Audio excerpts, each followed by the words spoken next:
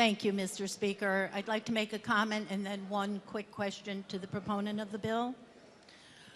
First, I would concur with my colleague that simply this bill puts the state of Connecticut in compliance with the McKinney-Vento Act.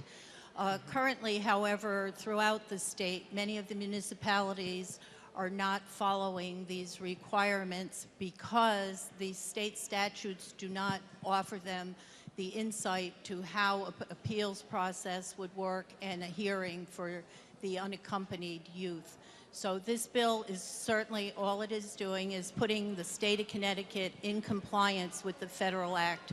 The state was notified with one of the visits by the U.S. Department of Education that we were out of compliance since we did not offer in our statutes the hearing process and the appeals process for these unaccompanied youth. So that's basically the genesis of the bill. But for clarification, if I may ask the proponent one simple question. Please proceed. Thank you. Would you be able to explain, so through this legislation, if we have an unaccompanied youth who is denied access to school accommodation, what would the process be? Representative Sanchez. Through you, Mr. Speaker.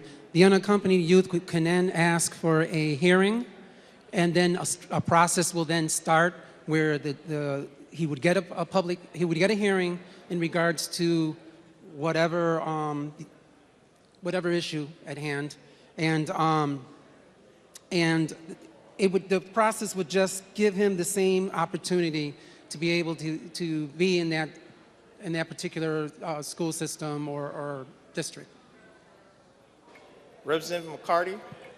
Thank you for that clarification. And then just to follow up, and if at the hearing the student was denied access, is there an appeals process?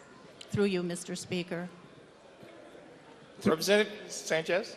Through you, Mr. Speaker, yes, there is. Representative McCarty. Thank you, Mr. Speaker. And I would just close again by saying that I support this bill. I think it's an important bill. We have in the state of Connecticut over 5,000 homeless youth. 1,500 of those children are under the age of 18.